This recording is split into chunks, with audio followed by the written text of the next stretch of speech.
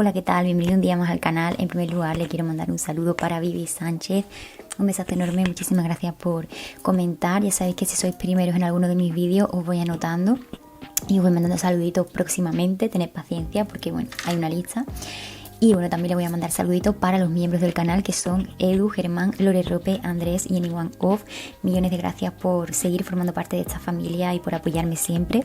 Os dejo la cajita de infolink por si también queréis formar parte de esta comunidad. Y si formáis parte de esta comunidad os voy a mandar saluditos en todos los vídeos. Continuamos con el resumen de capítulos del libro de Britney, de The Woman in Me. Hoy vamos a comenzar por el capítulo número 37, lo vamos a retomar por ahí. Y vamos a ver por dónde nos vamos quedando. Ya se va acercando el final, así que bueno, si no habéis visto los anteriores os recomiendo que vayáis por aquí arribita, que está la lista de reproducción con el resumen desde el principio, y vamos a ir haciéndolo así por partes. Así que nada, si os interesa saber cómo continúa el libro, quedaos a ver el vídeo.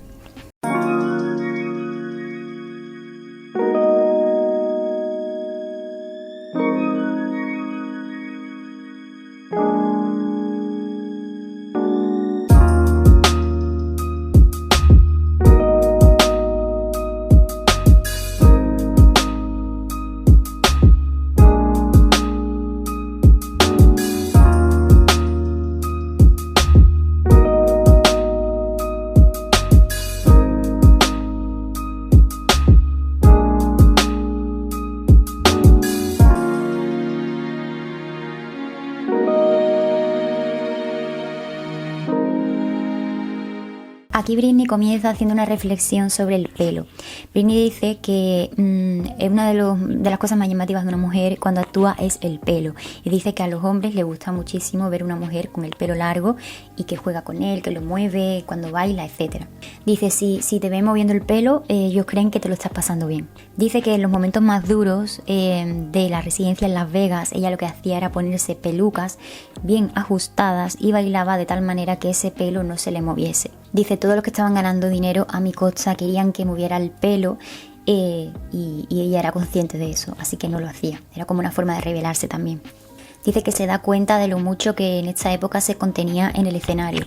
Dice que evidentemente estaba intentando castigar a estas personas que estaban haciéndose cargo de su vida y la estaban controlando, pero también estaba castigándonos a los fans, a sus seguidores más fieles. Dice que en este momento ya estaba traumatizada. Dice, como artista no me sentía capaz de alcanzar la sensación de libertad que había tenido antes.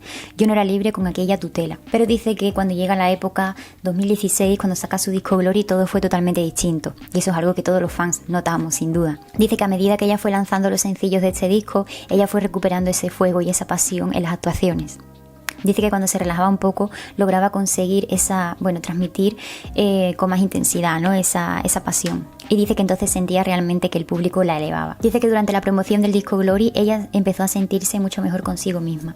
Dice que en el tercer año de Las Vegas recuperó su fuego interior. Dice que algunas partes de ella volvieron a despertarse y fue capaz de lograr de nuevo esa conexión entre artista y público. Poco a poco ella volvió a creer más en sus capacidades y en sí misma, pero dice que no se lo dijo a nadie, lo mantuvo en secreto. Y dice que empezó a refugiarse en un nuevo sueño para ella, que era liberarse del control de su familia y volver a ser la artista que era antes. Dice que todo empezó a parecer posible. Ella en ese momento está con Sam Asghari, que eso ya lo comentamos anteriormente. Bueno, dice que su relación empezó como a hacerse cada vez más estrecha, incluso pensaron en la posibilidad de tener un bebé, y sabía que se estaba quedando sin tiempo por la edad.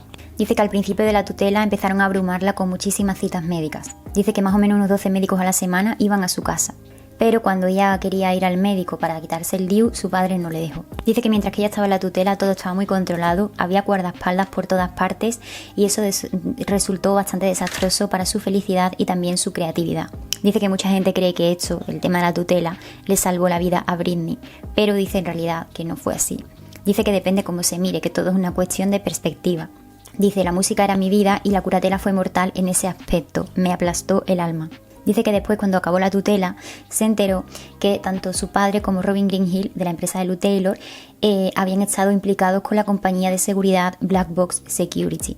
Habían estado implicados en el control y análisis de las llamadas y mensajes de texto de Britney, incluidos mensajes personales entre Britney y su novio. A su abogado, también mensajes con sus hijos. y también cuenta que su padre había llegado a colocar un micrófono en casa. Vamos ya con el capítulo número 38. Aquí Britney comienza contando que empezó a sentirse más fuerte y sentía que tenía que hacer algo para cambiar la situación. Dice que en cuanto empezó a sentirse mejor consigo misma, a recuperar su cuerpo, su corazón, su físico, su yo espiritual, empezó a sentir que esa curatela era insoportable. Dice que durante mucho tiempo sus padres le hicieron creer que ella era la mala, que ella era la loca, y eso le creó muchísima impotencia y muchísima rabia. Dice que a medida que ella fue fortaleciéndose y entrar en una nueva fase como mujer, dice que empezó a buscar referentes de cómo ejercer el poder de manera positiva. Y una de esas personas fue Reese Witherspoon, creo que se pronuncia. Dice que fue un gran ejemplo para ella.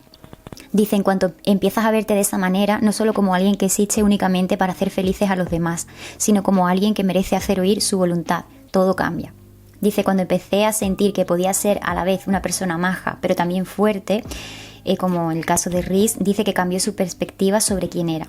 Dice que, al principio, cuando empiezas a ser asertiva y la gente no está acostumbrada a verte así, dice que empiezan a asustarse. Dice que ella empezó a sentir que se estaba convirtiendo en el mayor de sus miedos. Dice, ahora era una reina y estaba empezando a no callarme. Me los imaginaba inclinándose ante mí. Sentí que estaba recuperando mi poder. Pedir respeto dice mucho, lo cambia todo. Dice que cuando escuchaba a sus curadores, intentando decir que era estúpida por querer cancelar un concierto o por no querer hacer las cosas de tal forma, dice que ella pensaba, estáis intentando volver a engañarme para que me sienta mal por decir no, pero no voy a caer esta vez. Dice que estaba muy harta también de dar el mismo espectáculo semana tras semana durante años. Ella quería hacer un número distinto, incluir remezclas y su equipo nunca le dejaba. Dice que ella quería cualquier cosa que rompiese la monotonía y no se lo permitían. Dice que eran los demás los que le decían lo que tenía que cantar y cuándo. A nadie le importaba lo que ella quisiera realmente. Dice, mis pensamientos debían ser ignorados. Yo estaba allí para actuar para ellos, para hacerles ganar dinero. Una cosa que ella quería hacer es eso, hacer remezclas de sus canciones, hacer remixes distintos y darle un poquito de un toque fresco a sus espectáculos en Las Vegas. Pero como vemos, su equipo no se lo permitía. Y era algo que ella insistía, ¿no? Dice que ella quería interpretar algunas canciones que estaban entre sus favoritas, como por ejemplo Change Your Mind o Get Naked. No se lo permitían. Qué menuda tontería, ¿no? No permitir esto, porque tampoco veo yo el problema, pero bueno, en fin. Dice que tuvo que dar el mismo concierto una semana tras otra, las mismas rutinas, las mismas canciones, los mismos arreglos y estaba desesperada. Dice que eso era algo que denotaba muy poco esfuerzo y que quedaba hasta raro. Dice que le preocupaba lo que sus fans llegaran a pensar de ella, Por esa razón, Porque todo era más de lo mismo. Que ella se moría por comunicarles que ella quería dar mucho más. La excusa que le ponía a su equipo para no incluir estas remezclas era la siguiente: no podemos incluir remezclas por el código de duración del concierto, tendríamos que rehacerlo todo.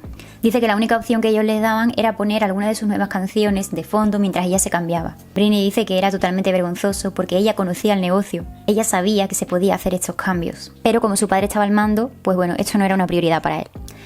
Cuando ella empezó a grabar los videoclips para los singles de Glory, que fueron Make Me, Slumber Party y demás, dice que se sintió muy libre y muy ligera. Aquí habla del medley que hicieron, que participó su hermana, creo que era para un aniversario o algo, no sé, algo, era como un homenaje a Britney, Y varias chicas y Jamie Lynn entre ellas, hicieron una especie de medley con unas cuantas canciones de Britney, Y Britney estaba en el público y estaba viendo este espectáculo. Bueno, pues ella hace referencia aquí. Ella dice que cuando estaba viendo esta actuación, no paraba de acordarse de un concierto que ella dio en la época de In The Zone, este especial ABC, que sale increíble, y ella dice que se lo recordaba mucho. Dice que en ese momento ella se sintió genial, que se veía preciosa, se sintió como una niña, y dice que es uno de sus mejores trabajos. Dice que en ese momento de su carrera se sentía muy bien, que en ese momento era libre, interpretaba la música a su manera y tenía pleno control creativo. Dice que con este medley ella se sentía honrada básicamente por este homenaje que le estaban haciendo, pero al mismo tiempo se sentía furiosa. ¿Por qué? Pues porque al final estas cantantes estaban interpretando arreglos nuevos de sus canciones, cosa que a Britney no se le permitía hacer. Dice que ella la veía divirtiéndose más de lo que ella se había divertido en los últimos conciertos que ella había dado, De que tenía que quedarse ahí sentada, sonriendo de forma forzosa. Vamos allá con el capítulo 39. Aquí Britney dice que antes de la tutela, su amigo y agente Kate Hudson dice que la llamaba de vez en cuando para proponerle algún plan, algún viaje, etc. Dice que en esos años antes de la tutela ella era un poco malota, pero dice que cuando estaba en Las Vegas, ya después de la tutela, ella se limitaba a sonreír y a actuar como un robot. Dice que el año que salió Glory tenía que irse de gira, con lo cual no podía irse de vacaciones con sus hijos. ¿Qué hizo? Pues se los llevó de gira con ella. Dice que eso no fue nada divertido ni para ella ni para nadie. Dice que una noche ella habló con su equipo y le comentó que quería unas vacaciones ese año. Dice que a ella le encantan las tradiciones y una de las cosas que más le gustaban era irse de vacaciones con sus hijos a Maui. Dice que por salud mental lo necesitaba. Dice que el equipo le comentó que que si ganaban bastante dinero, que hacían 2 conciertos más de gira y que entonces volvería y podía descansar durante todo el verano. Pasaron unos meses, la residencia de Las Vegas estaba llegando a su fin y el equipo le dijo a Britney: resulta que este año tendrás que irte de gira después de que acabe la residencia. No podemos terminar en Las Vegas, tenemos que terminar con una gira este verano. Con lo cual eso significaba que Britney se quedaba sin esas vacaciones. O sea, unía la residencia con la gira. Ese no era el trato, evidentemente. Britney dice que se quejó y que la conversación empezó a calentarse casi siempre que Britney se oponía, ¿no?, a lo que le decían. Y le dijeron que si Britney no accedía a ir de gira, terminarían los juzgados. Porque dice que esto estaba firmado en un contrato. Dice Britney que la estaban amenazando porque sabía lo mucho que le asustaban los juzgados. Britney se calmó, pensó las cosas y dijo, empezó a pensar que si la gira duraba pocas semanas, pues que no sería un problema, que simplemente podría irse de vacaciones un poquito más tarde. Dice que la gira fue totalmente un infierno, que estaban más controlados que nunca por esas normas que había fijado su padre. La seguían reprimiendo a nivel creativo y también seguían sin darle esa libertad de poder, darle esa libertad a la hora de poner las canciones y demás. Dice, si hubiera tomado el control de mi espectáculo, la gente podría haber llegado a la conclusión de que quizás no necesitaba a mi padre como tutor. Me pareció que secretamente él deseaba que me sintiera menos, que eso le daba poder. Y al final le dijeron que le daban 3 semanas de vacaciones y que después tenía que comenzar los ensayos para una nueva residencia en Las Vegas. Llegamos al capítulo 40, que es bastante cortito. Aquí, comienza este capítulo hablando de cuando ella va a inaugurar esa nueva gira. En el año 2018, pues esto es en octubre. Dice que había muchísima gente en las afueras de, era el exterior del hotel Park MGM en Las Vegas, ¿no? Porque estaban esperando esa inauguración donde iba a aparecer Britney. Entonces empezó a sonar una megafonía que decía: estamos aquí para dar la bienvenida a la nueva reina de Las Vegas. Entonces, ¿qué pasó? Britney llegó y lo que hizo fue firmar unos pocos autógrafos para algunos fans que había por allí por la zona, y hizo algo inesperado. ¿Qué fue? Pasar de largo directamente. Siguió caminando, llegó a un coche, se subió y se fue. No dijo nada, no actuó. Evidentemente en ese momento todos nos quedamos un poco, ¿qué está pasando aquí? Y Britney lo dice aquí en el libro, ¿no? Dice, todos los que me estaban viendo seguramente se preguntaron qué acaba de ocurrir. Y dice, lo que el público no sabía era que mi padre y su equipo estaban intentando forzarme a anunciar mi nueva residencia. Les había dicho que no quería anunciarlo porque, tal y como llevaba meses repitiéndole, no la quería hacer. Entonces fue una forma de rebelarse. Y dice que en cuanto ella dejó bien claro que no estaba dispuesta a hacer una nueva residencia en Las Vegas, su familia la hizo desaparecer. Llegamos al capítulo número 41. Dice que a medida que se acercaban las vacaciones, Britney se encontraba bastante bien. Dice que tenía miedo, evidentemente, de que su padre estuviera tramando algo, pero se sintió bastante fortalecida y bastante inspirada por las personas que había conocido por las reuniones de Alcohólicos Anónimos a las que ella tenía que acudir. Britney empezó a hacer planes para las Navidades, para estar con sus hijos, pero su padre insistió en que se llevaría a los niños de Britney con él, para que si ella quería ver a sus hijos, también tendría que ver a su padre. El padre le dijo, los niños no quieren estar contigo este año. Dice que los niños irían a Luisiana con él y con la madre de Britney y punto. Todavía la residencia de Las Vegas estaba ahí en el aire, o sea, no se había cancelado, todavía pues la cosa estaba ahí, ¿no? Dice que ella contrató nuevos bailarines y repasaron las rutinas de baile. ¿Y qué pasó? Que un día, durante uno de los ensayos, dice que una de las bailarinas ejecutó un paso delante de todos. Y Britney puso mala cara al verlo, porque a Britney le parecía bastante complicado. Y Britney dijo que no quería hacerlo porque le resultaba demasiado difícil. Dice que a ella no le pareció nada del otro mundo, pero inmediatamente su equipo se fue de esa sala, se reunieron en otra. Cerraron la puerta y en ese momento Britney sintió que había cometido un error terrible. Dice, sufro ansiedad social, así que si hay motivos para sentirse incómodo normalmente, yo soy la primera en notarlo. Pero aquel día todo parecía ir bien. Nada iba mal, pero por la manera en la que se comportó mi equipo, temí que estaban tramando algo. Dice que al día siguiente, en la terapia que ella tenía con su doctor, el médico se enfrentó a ella. Y el médico le dijo, hemos encontrado suplementos energéticos en tu bolso. Los suplementos energéticos que Britney tomaba, dice que a ella le proporcionaban confianza en sí misma y también energía, y que era un suplemento que evidentemente se podía comprar en cualquier sitio, que no necesitaban receta ni nada. Ella los había estado tomando en algunas de sus actuaciones en Las Vegas y se dieron cuenta. El médico dice que le dijo a Britney que ellos sentían que Britney le estaba ocultando cosas mucho peores, mucho más graves. Dice, creemos que no estás teniendo un buen comportamiento en los ensayos y se los estás haciendo pasar mal a todo el mundo. Britney se puso furiosa porque evidentemente ella siempre había tenido una ética de trabajo bastante férrea, siempre se había esforzado muchísimo. ¿Y qué le dijo el médico? Pues le dijo que la enviarían a un centro y que antes de ingresar en ese centro una mujer le haría una evaluación, unos test psicológicos básicamente. Esa doctora llegó a casa de Britney, dice que fue en contra de su voluntad y la hizo sentarse y se pasó horas evaluando las habilidades de Britney, habilidades cognitivas y demás. El padre más adelante le dijo que Britney no había superado ese test y como consecuencia tenía que ingresar en un centro de salud mental. Que Britney no estaba bien, pero que no se preocupara porque había encontrado un programa de rehabilitación en Beverly Hills que solo le costaría $60,000 al mes. Esto es el famoso periodo en el que Britney está ingresada 4 meses en contra de su voluntad, cuando salta todo el tema del Free Britney y demás, ese momento crítico de la tutela. Bueno, Britney dice que mientras hacía la maleta estaba llorando y les preguntó que cuánto tiempo tendría que estar en ese centro, que cuánta ropa tendría que llevarse, etcétera. Y le dijeron que no sabían con seguridad cuánto tiempo tenía que estar allí. Pero quizás 1 mes, quizás 2, quizás 3, todo depende del ritmo al que vayas mejorando. Dice que supuestamente esto era un centro de rehabilitación de lujo, que habían creado un programa especialmente diseñado para Britney y que tendría que estar sola, no tendría que compartir con nadie. Britney preguntó que qué pasaba si ella decía que no quería ir a este centro. Y su padre le dijo la amenaza de siempre, que si no iba tendría que ir a juzgado y que Britney quedaría en ridículo. Dice, haremos que parezcas una idiota y créeme, no ganarás. Es mejor que sea yo quien te obligue a ir y no que lo haga un juez. Britney sintió que esto fue una forma de chantaje. Dice que ella sintió que estaban tratando de matarla. Dice, nunca me había enfrentado en todos esos años a mi padre, no le había dicho no a nadie. Mi no ese día en aquella habitación realmente cabreó a mi padre. Me forzaron a ir, no tuve elección. Si no vas, te sucederá todo esto, así que te sugerimos que vayas y te lo quites de encima. O sea, nunca lograré entender cómo por negarte a un paso de baile acarrees todo esto y por tomar suplementos energéticos. O sea, es que no lo entenderé jamás. Yo creo que fue también como una acumulación, ¿no?, de ese periodo de rebelión que estaba teniendo Britney, que si lo de Las Vegas, que si esa actitud, pues todo eso fue como un cúmulo de cosas que al final hizo que el padre tomara esta decisión, que tampoco está justificada para nada. Dice que en cuanto Britney entró en este centro ya no pudo salir. Dice que lo suplicaba pero no había manera. Llegamos al capítulo número 42. En este capítulo se habla de esta estancia de Britney en rehabilitación. Dice que los médicos la alejaron de sus hijos, de sus perros, de su casa. No podía salir, no podía conducir un coche, tenía que hacerse análisis de sangre de forma semanal y tampoco podía bañarse en privado ni cerrar la puerta de su habitación. La estaban vigilando constantemente, incluso mientras se cambiaba de ropa. Dice que tenía que irse a dormir a las 9 de la noche, solamente podía ver la televisión de 8 a 9, pero también lo que veía en televisión estaba supervisado.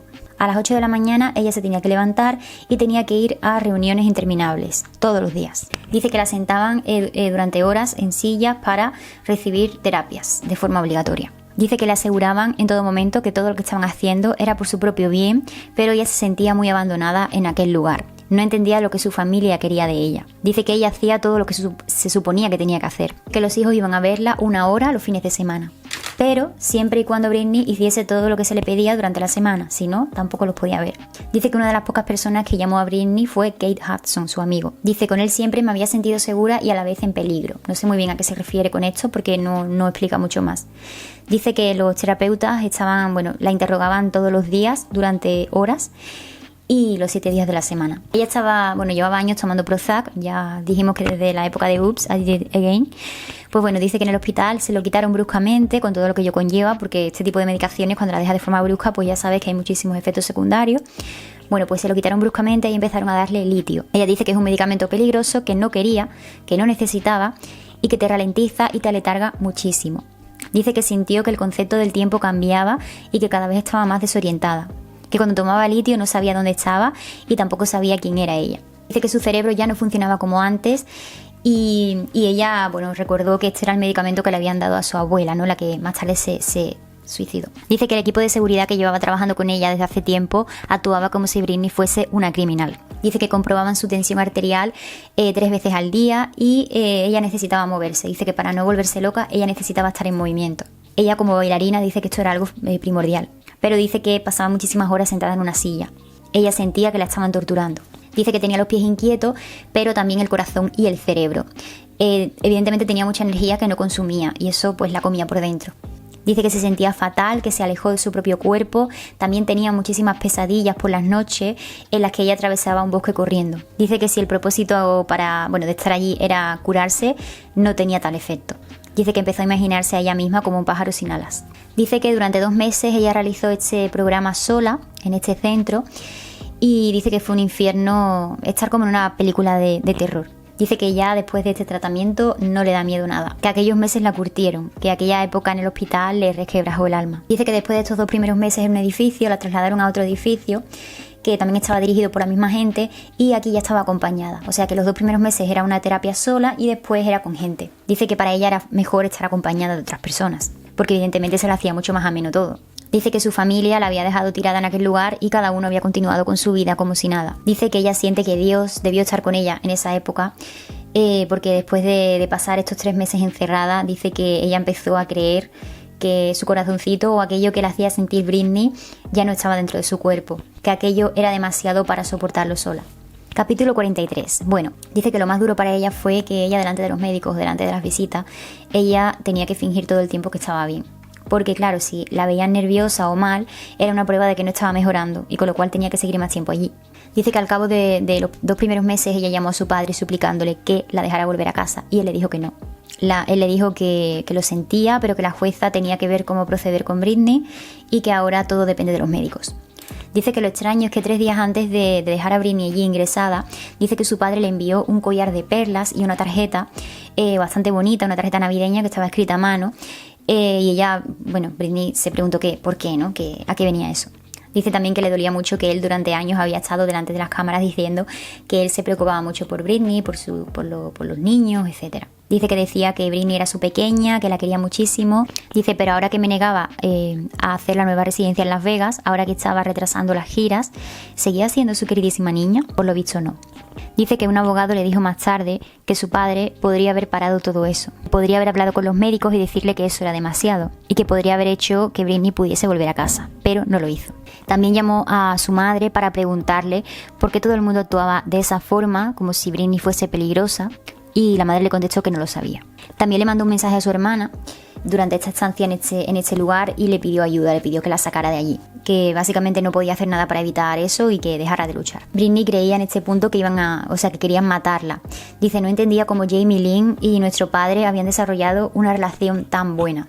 Dice que una de las amigas que le ayudaba a cambiarse de ropa cuando estaba allí en ese centro, más tarde le dijo lo siguiente. Dice, Britney, tuve 3 o 4 pesadillas mientras estuviste en aquel centro. Me despertaba a mitad de la noche, soñaba que te suicidabas en aquel sitio y soñé que Robin, esa asistente supuestamente tan amable, me llamaba y me decía, toda orgullosa, sí, murió en ese lugar. Dice que su amiga le dijo que había estado preocupada por ella durante todo ese tiempo. Dice que varias semanas durante ese internamiento estuvo esforzándose por mantener la esperanza. Cuando una de las enfermeras dice que la única que era guay, ¿no? La única que era amable, dice que la llamó y le dijo que se acercara a un ordenador que ella tenía. Y entonces le dijo que se asomara a la pantalla y empezó a intentar ver qué es lo que estaba ocurriendo ahí. Dice que era un programa de entrevistas y había una serie de mujeres que estaban hablando de Britney y de la tutela. Y dice que una de ellas llevaba una camiseta rosa que ponía Free Britney. Y la enfermera también le empezó a enseñar más fotos, más vídeos de fans con este eslogan. Y le empezó a comunicar también este movimiento que están haciendo los fans para intentar descubrir si Britney estaba retenida en contra de su voluntad. Diciendo que lo mucho que significaba la música para ellos, que no soportaban la idea de que en ese momento Britney estuviese sufriendo y que querían ayudarla. O sea, bendita enfermera, desde aquí millones de gracias por comunicarles a Britney, porque yo me acuerdo cuando empezó todo esto que nosotros decíamos, ojalá poder hacer ver a Britney o hacer entender, ¿no?, esto que estamos haciendo los fans, ¿no?, que ella lo pudiera ser consciente. Así que me alegro un montón de eso, porque eso le tuvo que dar un chute de esperanza increíble. Dice, y solo con eso me ayudaron. Del mismo modo que creo percibir cómo se siente alguien en Nebraska, creo que mi conexión con los fans les ayudó subconscientemente a saber que estaba en peligro. Existe una conexión, no importa lo separados que nos hallemos. Mis fans, aunque yo no hubiera declarado por internet ni en prensa que estaba confinada, parecían saberlo. Dice, contemplarlos marchando por las calles, gritando liberada a Britney, fue una de las cosas más increíbles que había visto en mi vida. Sé que algunas personas se reían. La verdad era que estaba retenida en contra de mi voluntad y quería saber si a la gente le importaba si vivía o moría. ¿Y qué vínculo hay más fuerte que la música? Todos los que hablaron en mi favor me ayudaron a sobrevivir aquel año tan duro y el trabajo que hicieron me sirvió para ganar mi libertad. No creo que la gente sepa lo mucho que significó para mí el movimiento Free Britney, sobre todo al principio. dice que al final, ¿no?, de esta etapa, ¿no?, de esta lucha en los juzgados, dice que ver a la gente defendiéndola significó muchísimo más, pero que cuando sucedió al principio le llegó al corazón, porque no estaba bien, lo necesitaba. Es una deuda que nunca podré pagar. Si luchaste por mí cuando yo no puedo hacerlo por mí misma, muchísimas gracias de todo corazón. Hasta aquí el vídeo. Prontito os iré subiendo ya el resto del resumen del libro. Nada, espero que os esté gustando. Que os esté entreteniendo también. Os dejo, como os digo, en la cajita de info pues la lista de reproducción con todo el resumen, por si lo queréis ver desde el principio. Espero que estéis muy bien. Muchísimas gracias por el apoyo. Os dejo también mis redes sociales en la cajita de info, por si me queréis seguir también por allí. Y nada, espero que estéis súper bien y nos vemos en la próxima.